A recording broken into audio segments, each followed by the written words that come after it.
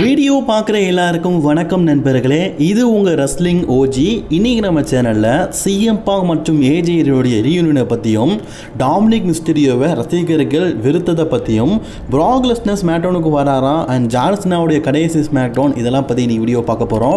மறக்காமல் முதலாக வந்திருக்கோங்க சப்ஸ்கிரைப் பண்ணி பெல் ஐக்கானை கிளிக் பண்ணி வச்சுக்கோங்க. தினமும் போகிற ரெஸ்லிங் செய்திகளை தமிழில் தெரிஞ்சுக்கோங்க. டாமினிக் மிஸ்டீரியோ பொறுத்த வரைக்கும் அவர் இன்டர் கான்டினென்டல் சாம்பியன்ஷிப்பை வின் பண்ணதுக்கு அப்புறமா ரசிகர்கள் மத்தியில் ஒரு கவனத்தை ஈர்த்தார். ஏன்னா அது நாள் வரைக்கும் பல பேரால் டாமினிக் மிஸ்டீரியோ, வெறுக்க தகுந்த டாமினிக் மிஸ்டீரியோ ரெஸ்ல்மேனியாவில் இன்டர் கான்டினென்டல் சாம்பியன்ஷிப்பை வின் பண்ணதுக்கப்புறமா மிட்கார்ட் லெவலில் ஒரு நல்ல லெவலில் டாமினிக் மிஸ்டீரியோ நேசித்தாங்க. ஈவன் டாமினிக் மிஸ்டீரியோடைய இன்டர் கான்டினென்டல் சாம்பியன்ஷிப் ரேஜின் 200 நாட்களை கடந்து சக்ஸஸ்ஃபுல்லி போயிட்டு இருக்குது. இப்போது டாமினிக் மிஸ்டீரியோ பார்த்தீங்கன்னா ரெஸ்ல்மேனியாவில் டைட்டில் வின் பண்ணார். இது வரைக்கும் அவர் சாம்பியன் தான். இப்போது WWE பார்த்தீங்கன்னா டாமினிக் மிஸ்டீரியோக்கும் ஏஜே ஸ்டைலுக்கும் சமீபத்தில் ஒரு மேட்ச் நடத்தியிருந்தாங்க. இதே மேட்சை சம்மர் ஸ்லாமில் நடத்தியிருந்தாங்க. சம்மர் ஸ்லாமில் பார்த்தீங்கன்னா டாமினிக் மிஸ்டீரியோ சீட் பண்ணி எப்படியோ அவரோட இன்டர் கான்டினென்டல் சாம்பியன்ஷிப்பை ரீட்டைன் பண்ணிட்டாரு. ஆனால் WWE பார்த்தீங்கன்னா இதே மேட்சை ரீமேட்சை பாரிஸில் கன்ஃபார்ம் பண்ணியிருந்தாங்க.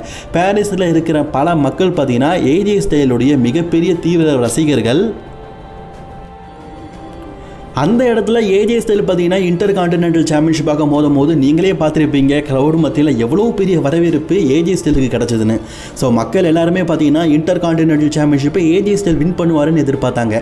ஏஜே ஸ்டைல் இன்டர் கான்டினென்டல் சாம்பியன்ஷிப்பை வின் பண்ணுறது இது முதல் தடவை இல்லைங்க, 2வது முறையாக தான் இருக்கும். அவர் WWE எல்லா டைட்டிலுமே வின் பண்ணிட்டாரு. பட் இருந்தாலும் ஏஜே ஸ்டைல் எதுக்காக ஒரு யங் டேலண்ட் ரெஸ்லர்ஸ் இருந்து இன்டர் கான்டினென்டல் சாம்பியன்ஷிப்பை பிடுங்கணும் அப்படின்னு நினச்சாங்கன்னா அதுக்கு காரணம் இது ஏஜே ஸ்டைலுடைய லாஸ்ட் இயர். இதுக்கப்புறமா ஏஜே எப்போ ரெஸ்லிங் கேரியருக்கு வருவாருன்னு தெரியல. இந்த 2025 நான் பேருவேன் அப்படிங்கிற மாதிரி ஏஜே ஸ்டைல் வேற சொல்லியிருக்காரு. அது உண்மையா பொய்யா நமக்கு தெரியல. ஸோ பாரிஸ் மக்கள் அதனால தான் பார்த்தீங்கன்னா ஃபைனலி ஒரு time AJ Styles intercontinental சாம்பியன்ஷிப்பை வின் பண்ணணும்னு நினச்சாங்க. அது நடக்காததுனால அதை வீடியோ மூலியமாக காட்டியிருக்கிறாங்க. WWE அவங்க அஃபிஷியல் சேனலில் டாமினிக் மிஸ்டீரியோ இன்டர் கான்டினென்டல் சாம்பியன்ஷிப்பை ரீட்டைன் பண்ணாத வீடியோவை போட்டாங்கல்ல. அந்த வீடியோவுக்கு லைக் பண்ணவங்களோட டிஸ்லைக் பண்ணவங்க 20% அதிகம். அதாவது லைக் பண்ணவங்களை விட அன்லைக் பண்ணவங்க 2000 பேர் அதிகமாக இருக்கிறாங்க. இது உண்மையிலேயே பார்த்தீங்கன்னா மோசமான விஷயந்தான்.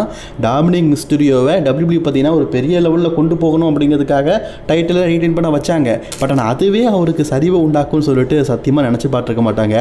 ஒருவேளை இன்டர் கான்டினென்டல் சாம்பியன்ஷிப்பை பாரிஸில் ஏஜே ஸ்டைல் வின் பண்ணியிருந்தால் இந்த தடுமாற்றம் ஏற்பட்டிருக்காத போல இருக்குது. அவர் டைட்டில் ரீட்டைன் பண்ணதுனால தான் இவ்வளோ பெரிய பிரச்சனை வந்துருக்குது.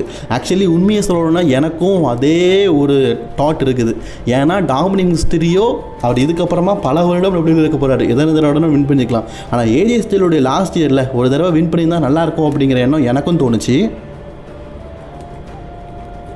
அடுத்த செய்தி எதை பற்றி பார்க்க போகிறோன்னா நம்ம ஜான் சீனாவை பற்றி தான் பார்க்க போகிறோம். ஜான் சீனா பார்த்தீங்கன்னா இன்னும் WWEல 8 ஷெடியூல்ஸ் தான் கொடுத்துருக்காரு. அந்த ஷெடியூல்ஸில் மேட்சையும் சேர்த்து அப்பீரியன்ஸையும் சேர்த்து தான் சொல்லியிருக்காரு. கிட்டத்தட்ட 35 ஷெடியூல் கிட்ட கொடுத்துருந்தாருங்க. ஆனால் ஒவ்வொரு நாளும் குறைய ஜான் சீனாவோட ஷெடியூல் போயிட்டே இருக்குது. இப்போ ஜான் சீனா டோட்டலி 8 அப்பீரியன்ஸ் தான் கொடுக்க போகிறாரு.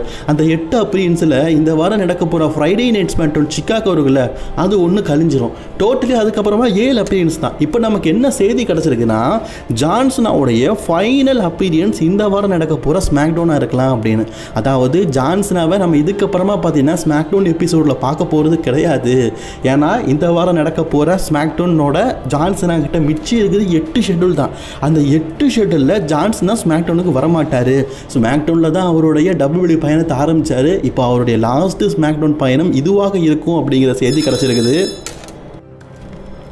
இது கண்டிப்பாக பார்த்தீங்கன்னா பல ரசிகர்களுக்கு ஆச்சரியமாக மூட்டுற விஷயமா இருந்தாலும் உண்மை என்னென்னா ஜான் சீனாவை பார்த்தீங்கன்னா இதுக்கப்புறமா 7 ஷெடியூல் கொடுத்துருந்தாலும் pay-per-views and Saturday night மெயின்லேயே பாதி கழிஞ்சிருதுங்க. அதாவது இப்போ ஜான் சீனா பார்த்தீங்கன்னா இந்த வாரம் சிக்காகோ வராருல ஸ்மாக்டவுன், இதை விட அவருடைய ஸ்மாக்டவுன் அப்பீரியன்ஸ் முடிஞ்சிருச்சு. இதுக்கப்புறமா 2 ராக்கு வாரேன்னு சொல்லியிருக்காரு. ஸோ 7ல் 2 போயிட்டுனா மிச்சம் 5 அப்பீரியன்ஸ் தான் இருக்குது. அதில் WWEடைய ரசல் பிளாஸ் பேப்பர் ஒன்று இருக்குதா, சாட்டர்டே நைட் மெயின் ஒன்று இருக்குதா, க்ரௌன் ஜோல் ஒன்று இருக்குதா, சர்வைவர் சீரிஸ் 4 பேருது. மிச்சம் ஒரே ஒரு அப்பீரியன்ஸ் எப்போ அப்படிங்கிறத WWE சொல்லாமல் இருக்காங்க. ஸோ ஜான் சீனாவுடைய 7 அப்பீரியன்ஸில் 6 அப்பீரியன்ஸ் இப்போ ஷெடியூலாக இருக்குதுங்க. ஸோ அதனால் மேபி இந்த வாரம் நடக்க போகிற ஜான் சீனாவுடைய ஃபைனல் ஷெடியூலாக இந்த வாரம் நடக்க போகிற ஸ்மாக்டவுன் இருக்கும் அப்படிங்கிற மாதிரி சொல்லப்பட்டிருக்குது. ஜான் சீனாவை எப்படி அட்வர்டைஸ் செய்யப்பட்டிருக்கிறாங்கன்னா ஜான் சீனாவுடைய ஃபைனல் சிக்காகோ ஸ்மாக்டவுன் அப்படின்னு அட்வர்டைஸ் பண்ணிட்டுருக்காங்க. பட் இருந்தாலும் பல பேர் என்ன சொல்கிறாங்கன்னா இது ஜான் சீனாவுடைய ஃபைனல் அப்பீரியன்ஸ் ஆஃப்டர் ஸ்மாக்டவுனாக இருக்கலாம் அப்படின்னு சொல்லப்படுது. அது உண்மையாக இருக்குமான்னு கேட்டிங்கன்னா மேபி உண்மையாக இருக்க வாய்ப்பு இருக்குது. உண்மையாக இருக்காமல் போகிறதுக்கு வாய்ப்பு இருக்குது. என்னென்னு கேட்டிங்கன்னா அக்டோபர் மந்த்து கிரவுன் ஜோல் நடத்துகிறாங்க. அந்த கிரவுன் ஜோலில் ராஸ் மேக்டோன் மற்றும் கிரவுன் ஜோல் இந்த மூணும் ஒரே அரினால் நடக்குது. மேபி அந்த அரினால் ஒரே ஒரு அப்பீரியன்ஸ் மேக்டோனுக்கு கொடுக்க வாய்ப்பு இருக்குது.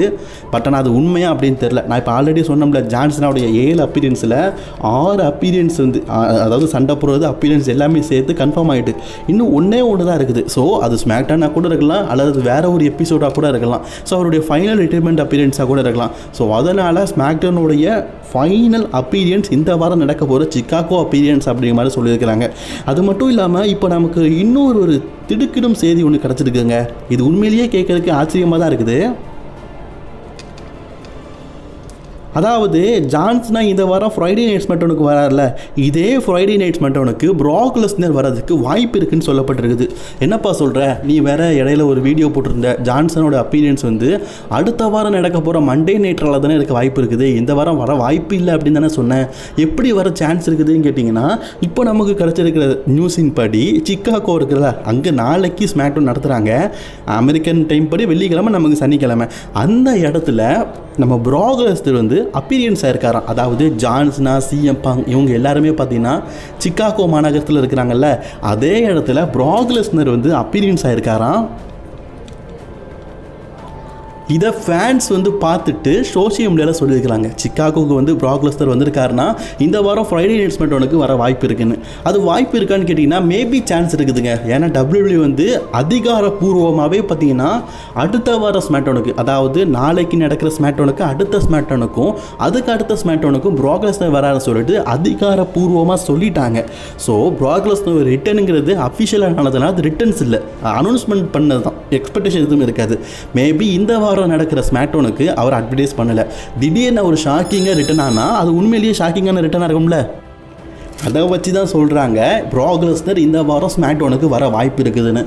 என்னை பொறுத்த வரைக்கும் சிக்காகோவுக்கு ப்ராக் லெஸ்னர் வந்திருக்குது உண்மையான செய்தி தான். அது சோஷியல் மீடியாவில் இப்போதைக்கு பயங்கர வைரலாக போயிட்டு இருக்குது. பட் ஆனால் அவர் ஸ்மாக்டவுனுக்கு வருவாரா அப்படிங்கிறது எனக்கு தெரிலங்க. நான் உங்ககிட்ட நியூஸ் கிடச்சிது, அதை சொல்லிட்டேன். ஸோ நாளைக்கு ப்ராக் லெஸ்னர் வராரா இல்லையா அப்படிங்கிறத வெயிட் பண்ணி பார்க்கலாம். கண்டிப்பாக நாளைக்கு ஒருவேளை ப்ராக் லெஸ்னர் வந்தார்னா மேபி அது ஜான்சனாவை அட்டாக் பண்ணுறதாக இருக்கலாம். நான் அவள்கிட்ட ஆல்ரெடி ஒரு விஷயம் சொல்லியிருந்தேன்ல, இந்த வாரம் நடக்க போகிற ஃப்ரைடே நைட் ஸ்மாக்டவுன் ஜான்சனாவுடைய லாஸ்ட் ஸ்மாக்டவுன் நடக்க வாய்ப்பு இருக்குன்னு. அப்படி ஒரு வேளை இருந்தால் இந்த வாரம் ஸ்மாக்டவுனில் ஜான்சனா மிஸ்ஸு கூடயோ அல்லது சோலோ சிகாவா கூடயோ ஒரு சிங்கிள்ஸ் மேட்ச் விளையாட வாய்ப்பு இருக்குது. அப்படி போது அந்த மேட்ச்ல ப்ராக் லெஸ்னர் ஜான்சனாவை அட்டாக் பண்ணதுக்கு வாய்ப்புகள் இருக்குது. இது என்னுடைய கருத்து கணிப்பு. ஒருவேளை ப்ராக் லெஸ்னர் ரிட்டர்ன் இப்படி இருக்கலாம் அப்படிங்கிற மாதிரி நான் சொல்லியிருக்கிறேன். அது நடக்குதா அப்படிங்கிறத வெயிட் பண்ணி பார்க்கலாம். ஆனால் ப்ராக் லெஸ்னர் நாளைக்கு வருவார் அப்படிங்கிறது ஒரு அன்அஃபிஷியல் நியூஸ். அடுத்த செய்தி இதை பற்றி பார்க்க போகிறோன்னா சிஎம் பாங் பெக்கிலிச்சுக்கிட்டு அடி வாங்கினதை பற்றி தான். சிஎம் பாங் பெக்கிலிச்சுக்கிட்டு அடி வாங்கினதுக்கப்புறமா பல பேர் இப்போ சோஷியல் மீடியாவில் என்ன சொல்லிட்டு இருக்காங்கன்னா, சிஎம் பாங் வந்து ஏஜேலியாக கூட்டிகிட்டு வருவாங்க, ஒரு மிக்சடு டாக்டி மேட்ச் இதுக்கப்புறமா நடக்க போகுது அப்படிங்கிற செய்தி சோஷியல் மீடியாவில் பார்த்தீங்கன்னா ரொம்பவே வைரலாக போயிட்டு இருக்குது. இது நீங்கள் நிறைய பேர் கேட்டிருப்பீங்க. இப்போது நாளைக்கு நடக்க போகிற சிக்காகோவில் பார்த்தீங்கன்னா மெயினாக வந்து இப்போ ஜான்சனா, ப்ராக் லெஸ்னர் இதையும் தாண்டி ரசிகர்கள் எதிர்பார்க்குறது சிஎம் பாங்கோடைய அப்பீரியன்ஸ். அதாவது சிஎம் பாங் கண்டிப்பாக பார்த்தீங்கன்னா ஏஜேலியை தன்னுடைய அதாவது செத்துலானோட டீமை எதிர்த்தும் பெக்கிலிஜ் எதிர்த்தும் மோததுக்காக ஏஜேலியை கூட்டிகிட்டு வருவாங்க அப்படிங்கிறது ஒரு செய்தியாக இருந்தாலும் சில ஃபேன்ஸ் என்ன சொல்லிட்டு இருக்காங்கன்னா, ஏஜேலி இல்லாட்டா அந்த இடத்த வேற யார் நிரப்புவா? ஏன்னா ஏஜேலி வந்து அஃபிஷியலி வந்து வராங்க அப்படிங்கிற மாதிரி சொல்லப்படலை, சில செய்திகள் சொல்லப்பட்டிருக்குது. ஸோ இவங்க ஹஸ்பண்ட் அண்ட் ஒய்ஃப் அப்படிங்கிறதால இவங்க ஹஸ்பண்ட் அண்ட் ஒய்ஃப். ஒருவேளை ஏஜேலி இல்லாட்டா சிஎம் பாங்குக்கு யார் ஹெல்ப் பண்ண வருவா அப்படிங்கிற கேள்விக்கு நமக்கு ஒரு ஆன்சர் கிடச்சிருக்குது. மேபி அப்படி ஏஜேலி வராட்டா மாமி ரியா ரெப்பில் இருக்கிறாங்கல்ல, அவங்க வரதுக்கு வாய்ப்பு இருக்குது அப்படிங்கிற மாதிரி சொல்லப்பட்டிருக்குது. ரியா ரெப்லையும் சிஎம் பாங்கும் இந்த வாரம் நம்ம மண்டே நைட்ராலேயே பேசுகிற மாதிரி ஒரு செக்மெண்ட்டை காட்டினாங்க. பட் ஆனால் அது நடக்கிறதுக்கு வாய்ப்பு இருக்குதான்னு அப்படின்னு நான் சொல்ல முடியலை. என்னை பொறுத்த வரைக்கும் ஏஜேலி சிஎம் பாங் காம்பினேஷன் தான் ரசிகர்கள் எதிர்பார்க்குறாங்க. அது நடக்கலை கண்டிப்பாக ரசிகர்கள் ரொம்பவே வருத்தப்படுவாங்க. எனக்கு என்னமோ 100% ஏஜேலியும் சிஎம் பாங்கும் இந்த வாரம் ஸ்மாக்டவுனுக்கு வரதுக்கு வாய்ப்பு இருக்குது அப்படிங்கிற மாதிரி தோணப்படுது. உங்களோட கருத்துக்களை மறக்காமல் கமெண்ட் பாக்ஸில் கமெண்ட் பண்ணிக்கோங்க. நாளைக்கான ஸ்மாக்டவுன் ஒரு முக்கியமான ஸ்மாக்டவுன் அண்ட் ரியா ரெப்லையும் ஸ்மாக்டவுனுக்கு அட்வர்டைஸ் பண்ணியிருக்கிறாங்க. அது மேபி ஆஃபேரில் ஸ்மாக்டவுனில் ஏதாவது மேட்ச் விளையாடுறதுக்காக இருக்கலாம், அல்லது சிஎம் பாங்கோடைய பேரை கூட வர வாய்ப்பு இருக்குது. ஏஜேலி சர்ப்ரைஸ் வர போகிறாங்களா, ப்ராக் லெஸ்னர் வர போகிறாங்களா அப்படிங்கிற ஒரு பெரிய எதிர்பார்ப்பு நாளைக்கு நடக்க ஸ்மாக்டவுனில் இருக்குது. உங்களுடைய எதிர்பார்ப்பு எப்படியா இருக்குது அப்படிங்கிறத மறக்காமல் கமெண்ட் பாக்ஸில் கமெண்ட் பண்ணிக்கோங்க. அண்ட் மோர் வீடியோஸ் பார்க்கறதுக்கு சேனலை சப்ஸ்கிரைப் பண்ணிக்கோங்க.